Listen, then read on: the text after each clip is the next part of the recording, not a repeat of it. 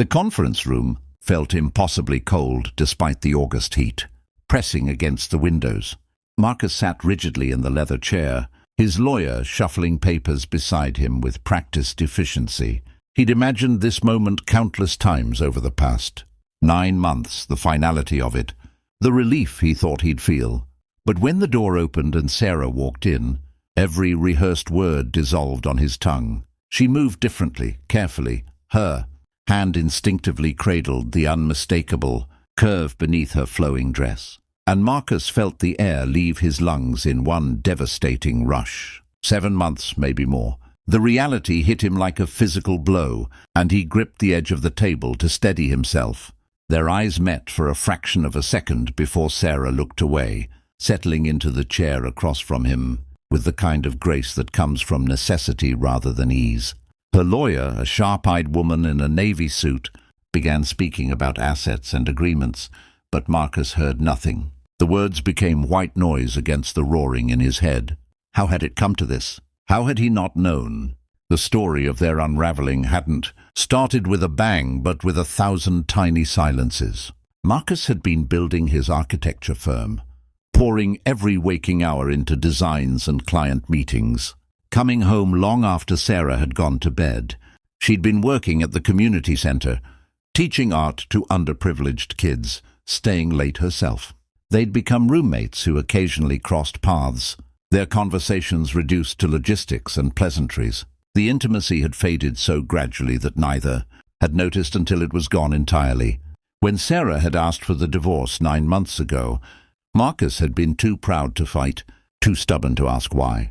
He'd signed the initial papers with a steady hand, told himself it was for the best, and threw himself even deeper into his work. It was easier than examining the hollow feeling that had taken residence in his chest. But this he hadn't prepared for. "Mr. Patterson," his lawyer's voice cut through the fog. "Did you review the property division?" Marcus nodded automatically, though he hadn't reviewed anything. His gaze kept drifting to Sarah, cataloguing the changes. She looked tired, shadows beneath her eyes that makeup couldn't quite hide. But there was something else too. A quiet strength he didn't remember, or perhaps had never really seen. The meeting dragged on. Sarah's lawyer outlined the terms with clinical precision. The house would go to Sarah. Marcus had already moved into a downtown loft. The savings would be split evenly. No alimony requested. Everything clean, everything fair, everything ending. Except nothing felt like an ending. Not with that life growing inside her. Not with the questions burning through Marcus's mind like wildfire. When they finally signed the papers, Marcus's hand trembled slightly. Sarah's remained steady. As her lawyer gathered the documents, preparing to leave, Marcus found his voice. "Sarah." It came out rougher than he intended. Could I talk to you? Just for a minute?" Her lawyer tensed, protective, but Sarah placed a gentle hand on the woman's arm. "It's okay, Janet. I'll meet you in the lobby." The room emptied until it was just the two of them and 3 years of unspoken words. Marcus stood, then sat back down, unsure of the protocol. For asking your ex-wife about the child she'd never mentioned. "You look well," he started, then immediately hated himself for the inadequacy of it. Sarah's laugh was soft, sad. "You were always terrible at small talk, Marcus." "I know." He ran a hand through his hair, a nervous habit she'd once found endearing. Is it?" He couldn't finish the question, couldn't figure out how to ask what he desperately needed to know. "The baby isn't yours." Sarah's voice was quiet but firm, answering the question he couldn't voice. "We hadn't been together that way in over a year before you left." The words should have brought relief. Instead, they carved something hollow in his chest. "Who? Does it matter?" "I don't know. Maybe not." Marcus stood, walking to the window, needing distance and movement. "Why didn't you tell me? We've been communicating through lawyers for months." Sarah was quiet for so long that Marcus turned back to face her. She was looking down at her hands, fingers laced over her belly. "Because it wasn't your burden to carry," she finally said. This divorce was already complicated enough. "And honestly, Marcus, we'd become strangers long before we signed those papers. What difference would it have made?" "I would have—" He stopped. What would he have done? Been supportive? He hadn't been supportive when they were married. Been understanding. He hadn't understood her in years. I would have wanted to help. That's kind of you. There was no sarcasm in her voice, just a weary acceptance. But help would have required you to be present, and presence was never really your strong suit. The truth of it stung precisely because it was undeniable. Marcus thought of all those late nights at the office, all the dinners missed, all the times Sarah had tried to talk about her day, and he'd been distracted by emails and blueprints. He'd built an empire of glass and steel while his marriage crumbled into dust. "You're right," he admitted. "I wasn't there. I thought providing was the same as being present, and I was wrong." Sarah looked up at him then, surprise flickering across her features. They'd argued plenty toward the end, but Marcus had never admitted fault. Pride had been his armor, and he'd worn it even when it cut them both. "The father," Sarah said slowly, "is Tom, from the community center." Marcus remembered Tom vaguely, a soft-spoken teacher who volunteered with the literacy program, someone who probably knew how Sarah took her coffee, what made her laugh, which students she worried about most. All the small intimacies Marcus had let slip away. "Are you happy?" The question escaped before Marcus could stop it. Sarah considered this, her hand moving in slow circles over her belly. "I'm scared. I'm tired. I'm overwhelmed." She paused. "But yes, I think I am. Or I will be. Tom is gentle and patient, and he actually wants this life with me. The quiet evenings at home, the family dinners, all the ordinary moments you found so suffocating." Marcus flinched. He had found them suffocating, though he'd never said it quite so directly. The domesticity Sarah craved had felt like quicksand to him, pulling him down when all he wanted was to soar. "I didn't mean to make you feel less than," he said. "Your dreams weren't smaller than mine. They were just different. I know that now." Sarah stood carefully, and Marcus instinctively moved to help her, then caught himself, uncertain if the gesture would be welcome. She steadied herself on the table. "It took me a long time to stop trying to make myself want what you wanted. To stop feeling guilty for wanting a partner instead of a roommate with ambition." They stood there in the conference room, two people who had once promised forever, now strangers who'd just legally confirmed their separation. But something had shifted in the honesty of these last few minutes. Something that felt like closure, or maybe just clarity. "I'm sorry," Marcus said, and meant it fully for perhaps the first time. "Not for the divorce. I think you're right that we weren't good for each other anymore. But I'm sorry for all the ways I wasn't the husband you needed. You deserved better than my distraction and absence." Sarah's eyes glistened, but she blinked the tears back. "Thank you for saying that. And Marcus? I'm sorry too. I gave up trying to reach you instead of fighting harder for us. I let the silence win." "We both did." Sarah moved toward the door, then paused.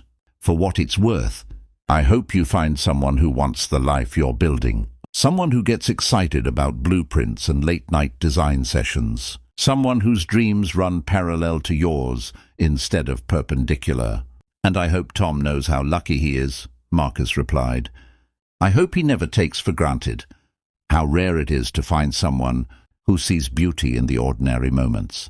Sarah smiled then, genuine and warm, and Marcus caught a glimpse of the woman he'd married, the one who'd believed in his dreams, back when they were just sketches in a notebook, the one who'd painted their first apartment in colors that made the small space feel like home. "Take care of yourself, Marcus." "You too, Sarah, you and the baby." She left then, and Marcus stood alone in the conference room that now felt cavernous.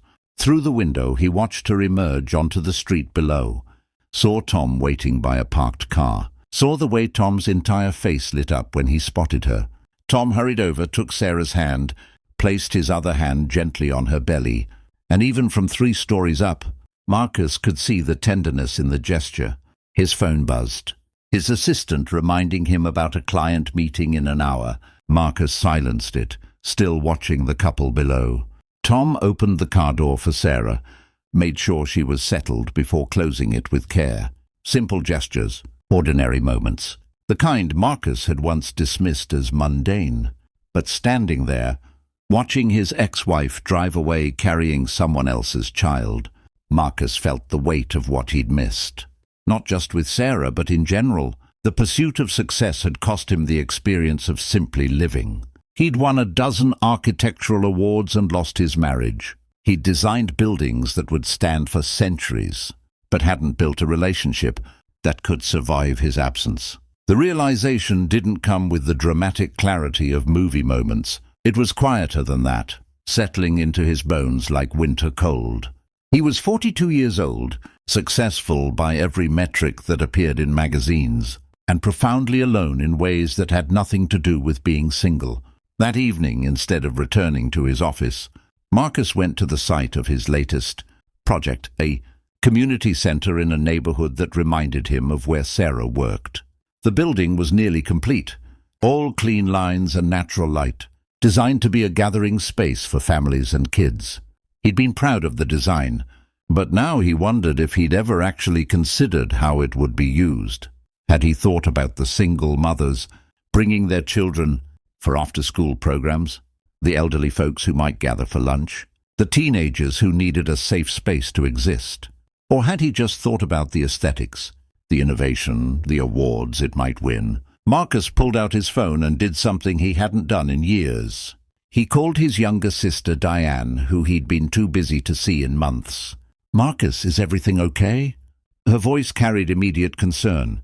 He called so rarely that she assumed emergency. "Yeah, can we have dinner this week?" "Actual dinner, not a rushed lunch between meetings." "Seriously?" "Seriously. I want to meet your kids. Actually spend time with them. I've been a terrible brother and an even worse uncle." Diane was quiet for a moment. "The divorce was finalized today, wasn't it?"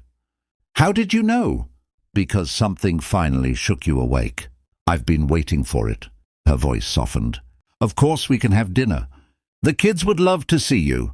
They ask about Uncle Marcus all the time." After they hung up, Marcus sat in his car for a long time, watching the community center as the evening light painted the walls gold. He thought about Sarah's hand on her belly, Tom's tender care, the life they were building together. He thought about all the ways success could hollow you out if you let it. All the ways ambition could become isolation. The divorce papers in his briefcase felt both heavy and weightless. An ending, yes, but maybe also permission to become someone different, someone who understood that greatness wasn't just about the monuments you left behind, but about the moments you showed up for.